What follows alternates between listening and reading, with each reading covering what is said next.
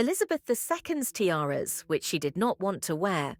Queen Elizabeth II had one of the most remarkable collections of tiaras in the world, but she was also known to have very definite preferences about which ones she liked and didn't like wearing. Some tiaras were rarely seen on her because they were uncomfortable, too heavy, or simply not to her taste. Cartier Halo Tiara, the Forgotten Crown. Imagine this, a glittering crown crafted by one of the world's most famous jewelers, shimmering with nearly 900 diamonds. A crown that passed from queen to princess, from sister to daughter, and even to a commoner who would become a duchess. And yet, this tiara, despite its beauty and royal history, has lived most of its life in the shadows. Rarely worn, almost forgotten. This is the story of the Cartier Halo tiara. It begins in 1936, a year of turbulence and destiny for the British monarchy. The Duke of York, who would soon and unexpectedly become King George VI, walked into Cartier in London and purchased a delicate diamond tiara for his beloved wife, Elizabeth, the woman we now remember as the Queen Mother. At that moment, she was still Duchess of York, with a modest jewel collection compared to her royal relatives. She owned just a few wedding gifts, a turquoise parure, the Lotus Flower tiara, and the Strathmore Rose tiara. Beautiful, yes, but not nearly enough for someone who, without warning, was about to become the Queen of England. The Cartier Halo was her new treasure, 16 graceful diamond scrolls arranged like waves of light, holding 739 brilliant cut diamonds and another 149 baguette-cut stones. Each scroll was separated by glittering gems, with larger diamonds sparkling at their centers. It was elegance itself, refined, restrained, and modern in its geometry. Just days after receiving it, Elizabeth wore the tiara at a gala performance. No one could have known then that within weeks, King Edward VIII would abdicate, her husband would become king, and Elizabeth herself would ascend as queen consort. Suddenly, the tiara was no longer just an ornament, it had become part of royal history. And yet, like a jewel cursed with quiet neglect, the Halo tiara quickly fell into the background. The Queen Mother adored jewelry, but she preferred grander, more commanding pieces once she had access to the full royal vault. The halo seemed too delicate, too modest for her new role, and so she wore it only a handful of times in the late 1930s, then set it aside. But the story doesn't end there. In 1944, the tiara reappeared as a birthday gift.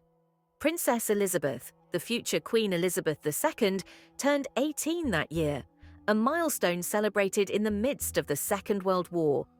Among the chaos of air raids and rationing, her parents gave her the Cartier Halo tiara. It was perhaps her very first tiara, a sparkling symbol of adulthood and future queenship. And yet, she never wore it, not once, not in public. By the time she began appearing in jewels, Elizabeth was already married to Prince Philip and had access to a dazzling array of royal treasures. The Halo tiara, dainty compared to her more stately crowns, was left waiting. But if Elizabeth did not wear it, others would. She began lending it to her younger sister, Princess Margaret. In 1948, Margaret wore it for the inauguration gala of Queen Juliana of the Netherlands. In 1953, she wore it again at her sister's coronation, a glittering young princess in diamonds, standing in Westminster Abbey as Elizabeth II was crowned. For Margaret, the tiara became a companion in her youthful years. She wore it at state tours, portraits, and even on historic occasions, such as the ceremony granting independence to Jamaica in 1962. But Margaret too moved on. By the early 1960s, she had acquired her own grand jewel, the famous Poltimore tiara, and she returned the halo to her sister. Not long after, another princess claimed it.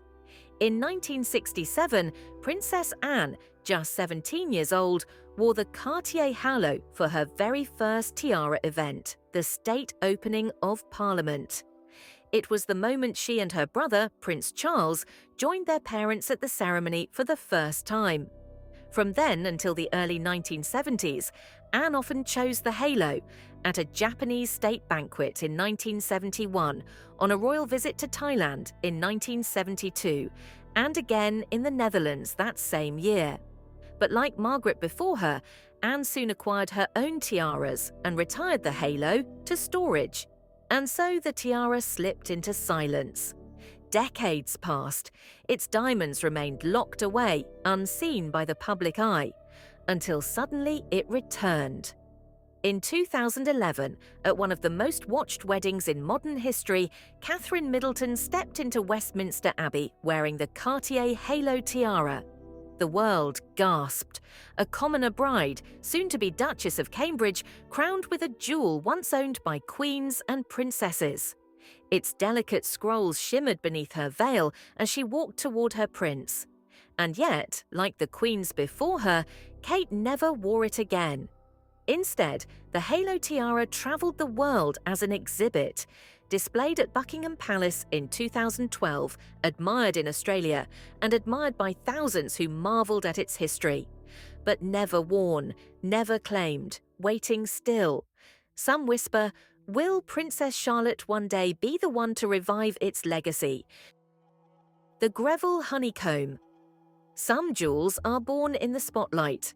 They glitter at coronations, sparkle in portraits, and become iconic symbols of queenship.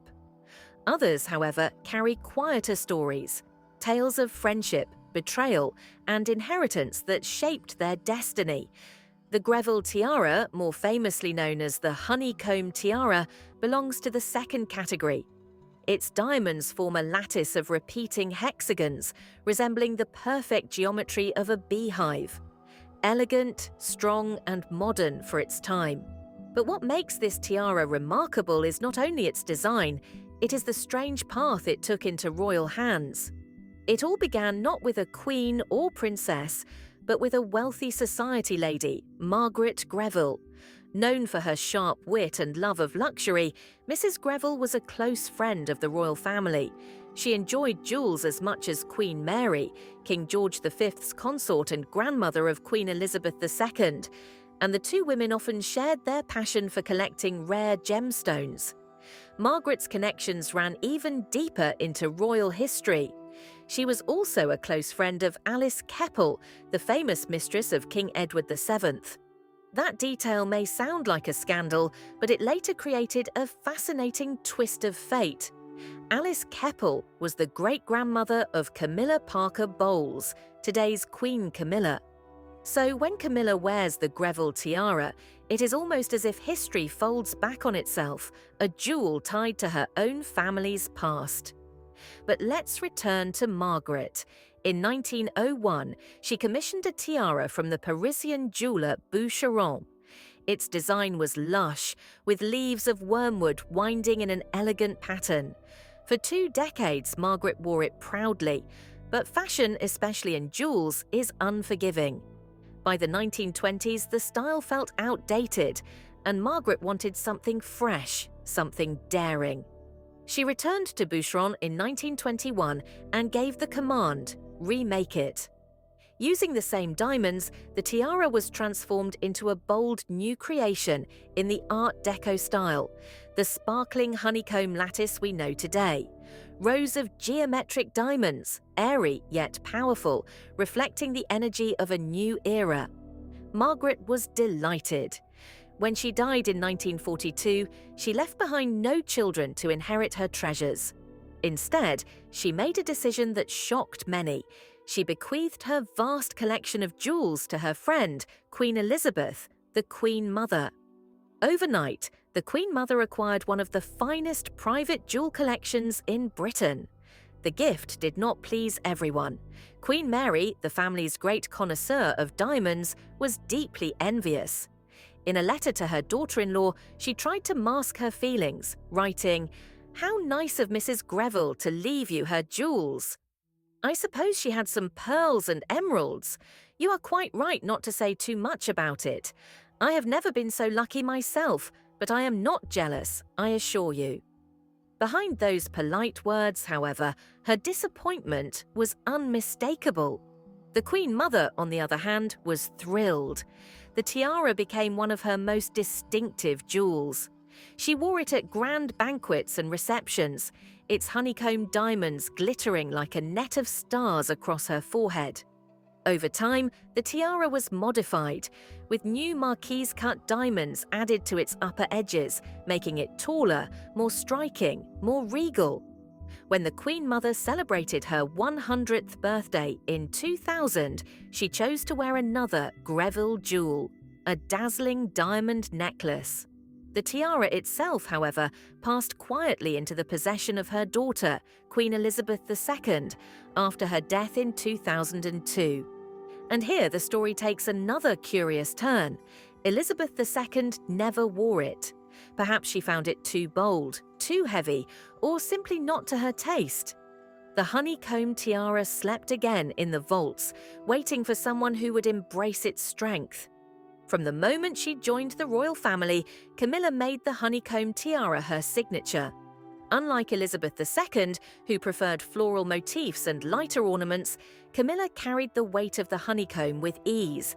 Its imposing design suited her presence, solid, commanding, a little unconventional. She wore it at state banquets, diplomatic dinners, and glittering royal occasions, often paired with other jewels from the Greville inheritance. For her, it is more than just decoration. It is a jewel with roots, connected to her great-grandmother Alice Keppel, tied to her own family's past, and passed down through the Queen Mother, who herself embodied resilience and elegance. When Camilla wears the honeycomb tiara, it is not just a piece of Art Deco brilliance, it is the story of friendship, inheritance, and destiny set in diamonds. The Lotus Flower tiara, from necklace to crown. Some jewels are born as tiaras, others are transformed into them. The Lotus Flower tiara, also known as the papyrus tiara, began its life not as a crown at all, but as a necklace. It was the 1920s, a decade of flappers, jazz, and bold Art Deco style. The future Queen Mother, Elizabeth Bowes-Lyon, had just married Prince Albert, the Duke of York, later King George VI. Among her wedding gifts from her new husband was a dazzling diamond and pearl necklace from Garrard, the crown's official jeweler. It was elegant, but Elizabeth had her own ideas. Unlike her predecessors, Queens Alexandra and Mary, who adored lavish displays of jewels, Elizabeth's taste leaned toward understated grace. And yet, she was not without her moments of whimsy. The necklace, though exquisite, didn't suit her. So she did what few brides would dare. She asked her husband to have it remade. The result was extraordinary. Garrard dismantled the necklace and reimagined it into a tiara in the Egyptian revival style. Why Egypt? Because in 1922, the world had been electrified by the discovery of Tutankhamun's tomb. Lotus flowers, found among the treasures of the young pharaoh, became symbols of rebirth and eternity. Designers across Europe embraced the motif, weaving lotus petals into jewelry, architecture, even fashion. For Elizabeth's tiara, the lotus flower was chosen as its central theme, echoing both timeless beauty and the modern Art Deco movement. Crafted from about 300 diamonds and accented with 3 large pearls, the tiara blossomed into one of the most elegant royal ornaments. A single pearl crowns the top center, while 2 smaller ones rest on either side, completing the symmetry of the floral design. The Queen Mother wore it often, but in a fashionable twist, she didn't always use it as a towering tiara. Instead, she sometimes wore it as a bandeau, a low, close-fitting head ornament that sat across the forehead. Very much in vogue in the Roaring Twenties. It was less queenly, more playful, and perfectly in step with her era. When her daughters grew older, Elizabeth passed the Lotus tiara to her younger daughter, Princess Margaret, in 1959. For Margaret, the tiara became a signature piece. She wore it at state banquets, portraits, and royal receptions, its floral lightness suiting her youthful, glamorous image.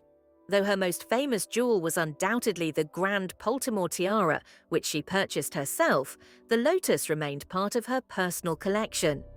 The tiara's history is also peppered with surprising moments. It was once lent to Elizabeth's sister, Lady Elphinstone, who wore it at the coronation of George VI. On another occasion, the Queen Mother's page, Reginald Wilcock, put it on as a joke, a playful reminder that even royal jewels have their lighter days. But perhaps one of the most unusual appearances came in 1993, when Margaret lent the tiara to her daughter-in-law, Serena Stanhope, for her wedding to David Armstrong Jones, Viscount Linley. It was the last time the Lotus tiara was seen in public for nearly 20 years. After Margaret's death, the tiara returned not to her children, but to the royal collection. Likely, she or the Queen Mother had arranged it that way, ensuring that the jewel remained part of the crown's heritage rather than vanishing into private hands. And so, the Lotus tiara resurfaced in 2013 on none other than Catherine, Duchess of Cambridge. At her very first state banquet as a member of the royal family, Kate wore it with stunning simplicity, reviving a jewel that had slumbered for decades. She has since worn it several times, particularly in her early years as William's wife, before favouring the lover's knot tiara once beloved by Princess Diana.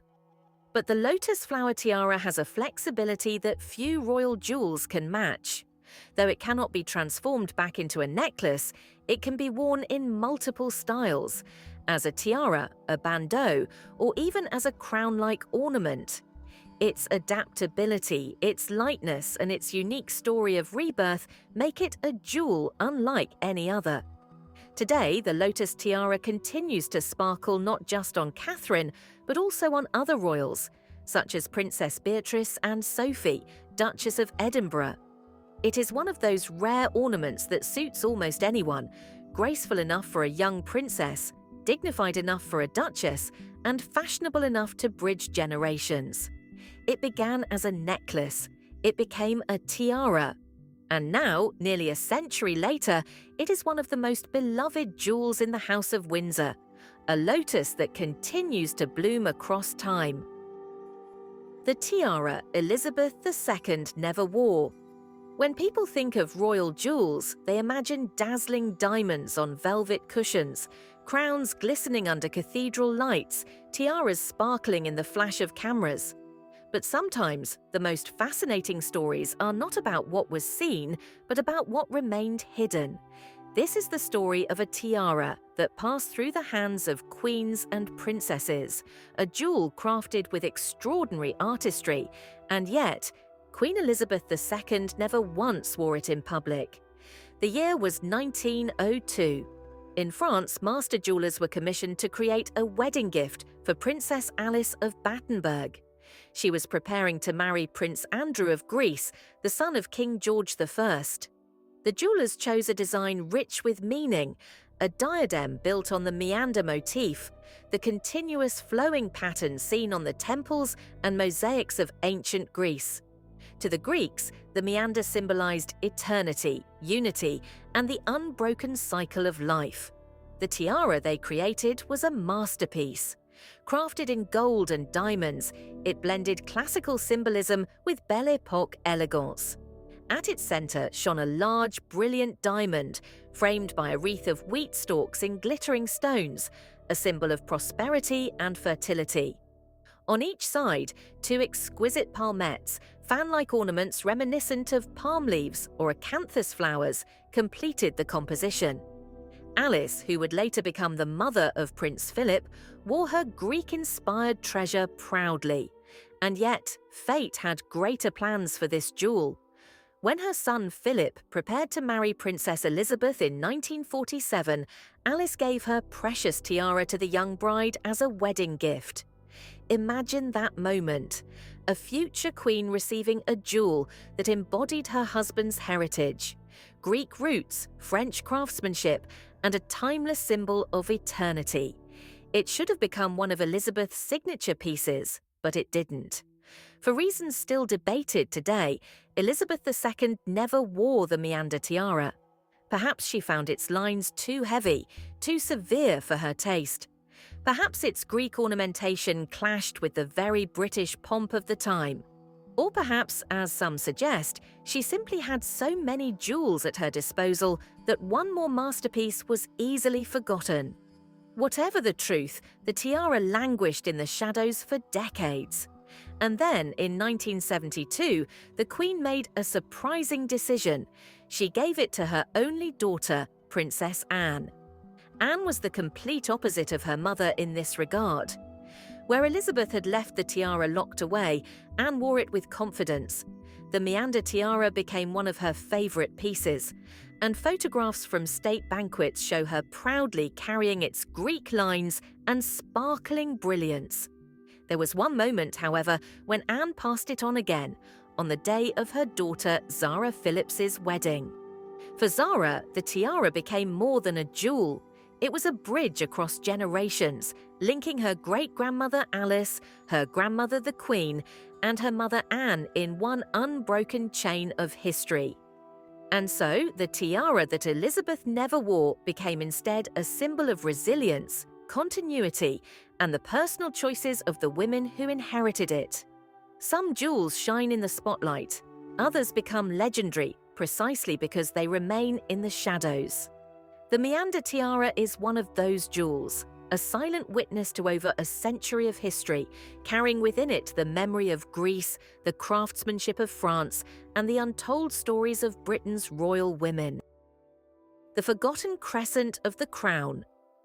Among the royal jewels of Britain, some tiaras shine constantly in the spotlight, while others live half-lives, passing from one hand to another, transformed, reimagined, and sometimes forgotten for decades. One of the strangest and most intriguing of these is the Teck crescent tiara, a jewel whose story stretches back to the 19th century, yet remains unresolved even today. Its journey begins in 1866, when Princess Mary Adelaide of Cambridge, later known as the Duchess of Teck, married a minor German prince, Francis of Teck. She was a larger-than-life figure, both in personality and in physical presence. Mary Adelaide loved jewels, and when she inherited a collection from her aunt, the Duchess of Gloucester, she decided to do something unusual. She had the gems transformed into a new tiara, later known as the Teck crescent. The result was striking. The tiara combined 3 diamond roses with 20 crescent-shaped figures, arranged in a shimmering halo. What made it unique was its versatility. The roses and crescents could be detached and worn separately as brooches, or sewn onto the bodice of a gown. This was not just a tiara, it was a jewel box in itself. But the Duchess of Teck had one particular quirk. She wore the tiara perched high on her head, mounted over 2 extra rows of diamonds for additional height. Portraits show her with the crescent towering above elaborate Victorian hairstyles, a statement piece for a woman who delighted in making an impression. After Mary Adelaide's death in 1897, the tiara passed to her eldest son, Adolphus, the first Marquis of Cambridge. But he did not keep it long. His sister-in-law, Queen Mary, famous for her insatiable passion for jewelry, acquired the Teck crescent and folded it into the royal collection. Eventually, she gave it as a gift to her daughter-in-law, the future Queen Elizabeth, the Queen Mother. And here the story takes a twist. The Queen Mother found the tiara inconvenient. Its frame was unusually wide, requiring a large and voluminous hairstyle to anchor it properly.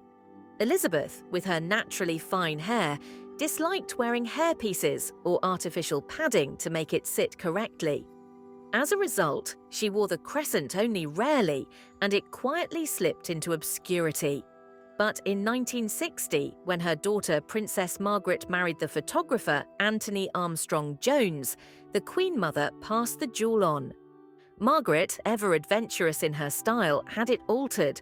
The tiara was transformed into a necklace. For years in the 1960s, the glittering crescent necklace was one of her signature jewels. It appeared in official portraits at state events and even at the state opening of Parliament. For Margaret, it became a favourite, a reminder that jewels were meant to live, not gather dust. The last time the Teck crescent was seen publicly was in the year 2000, when Margaret wore it at her 70th birthday celebrations. After her death in 2002, its fate became murky. Some sources claim it was inherited by her son, David Armstrong Jones, the second Earl of Snowdon. Others whisper that Elizabeth II quietly folded it back into the Crown's collection, lending it to Camilla, now Queen Consort. And yet, to this day, Camilla has never appeared in public wearing it. Perhaps it is resting in a vault, waiting for its moment. Perhaps it remains in private hands. The truth is, no one outside the royal inner circle knows for sure. The Teck crescent is a ghost among tiaras, a jewel created from inheritance, reshaped for new lives, and hidden once more in shadows. Unlike the grand state crowns, its power is not in spectacle but in mystery. Each time it vanishes, speculation grows. Where is it now, and who will wear it next? And so the crescent waits. Perhaps one day it will shine again, not as a forgotten relic, but as a living link between past and present, a reminder that jewels, like the royals themselves, can change, adapt, and endure across centuries. The Delhi Durbar tiara, a crown for an empire. To understand the Delhi Durbar tiara, we must first understand what a Durbar was. The word means literally royal court in Delhi, but in the early 20th century it meant something far grander. A Delhi Durbar was no mere ceremony. It was an imperial spectacle held in the Coronation Park of Delhi to mark the accession of a new emperor or empress of India. The greatest of these was the 1911 Delhi Durbar, staged to honour King George V and Queen Mary, grandparents of Queen Elizabeth II. Imagine the scale. More than 500,000 people gathered, including Maharajas in jewelled turbans, colonial officials in full regalia, and soldiers from every corner of the empire. The British Crown wished to make an impression that would echo through the ages. For this occasion, Queen Mary needed jewels of a magnitude to match the grandeur of the event. And so was born the Delhi Durbar tiara, created by Garrard in 1911. The tiara was unlike anything else in the royal collection. Its frame, tall and circular, was designed to command attention from afar.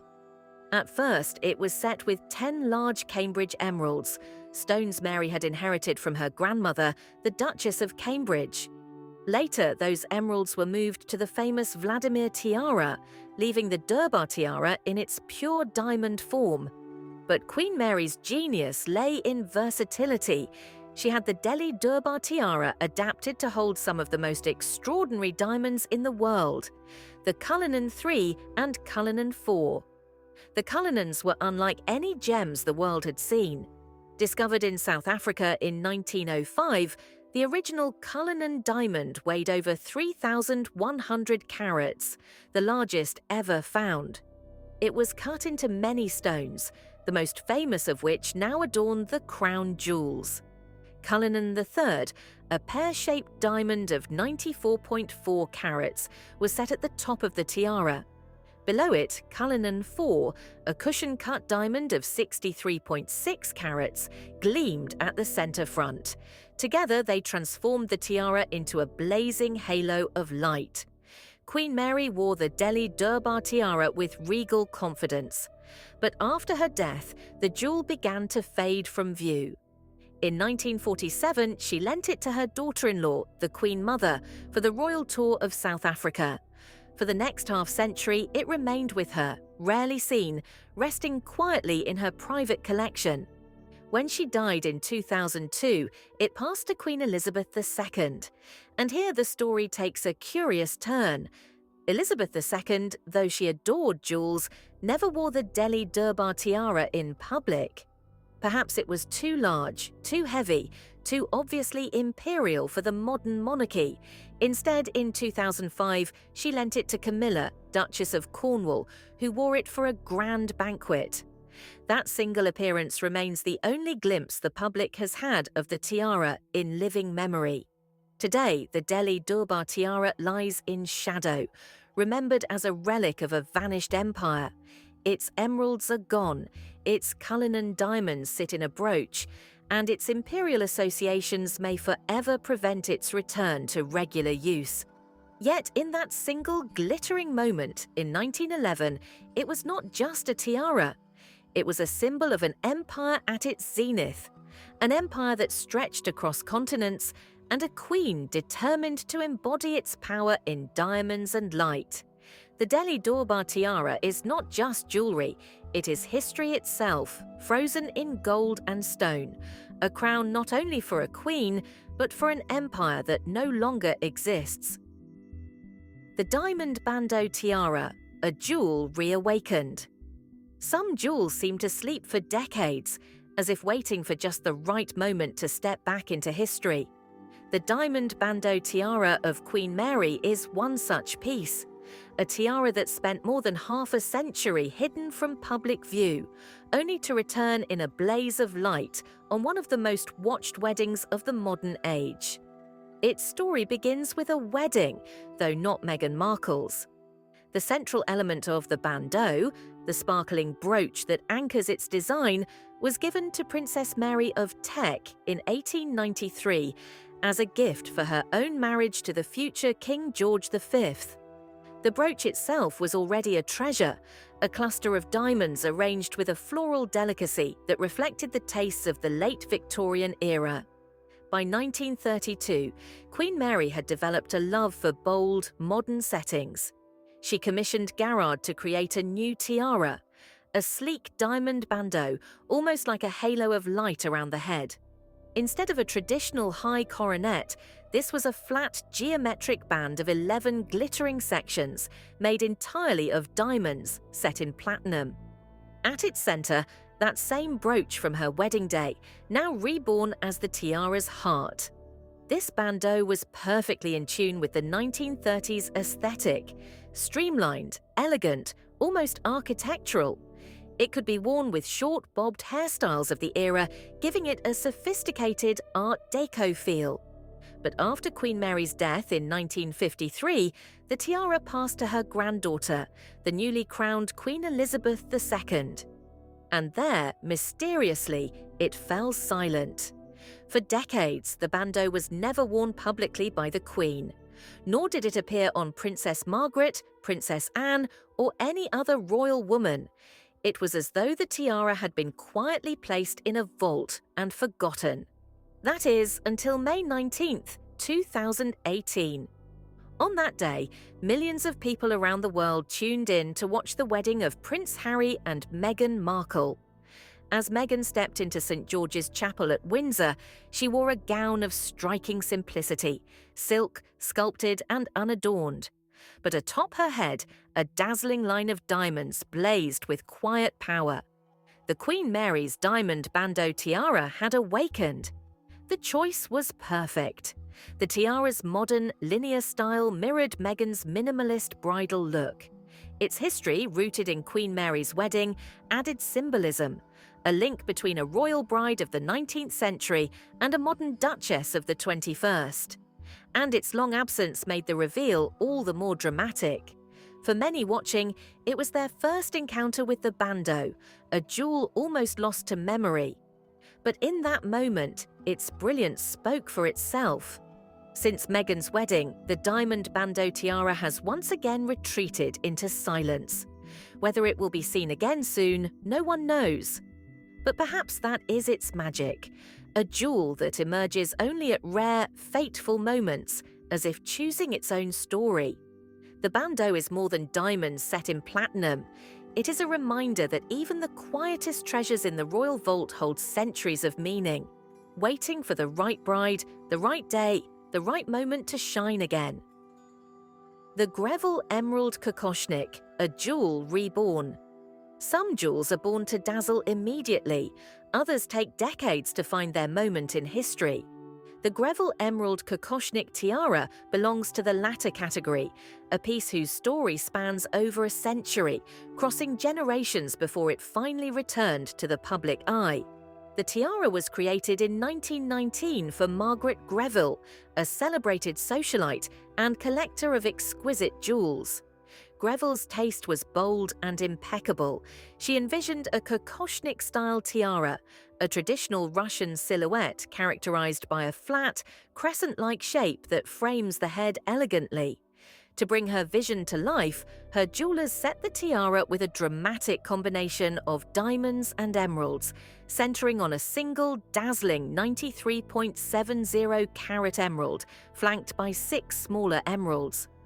The result was a masterpiece, geometric yet flowing, opulent yet refined. For decades, the tiara remained part of Margaret Greville's private collection. Upon her death, she bequeathed her entire jewel collection to Queen Elizabeth, the Queen Mother, including the emerald kokoshnik. But like so many royal treasures, it was largely forgotten.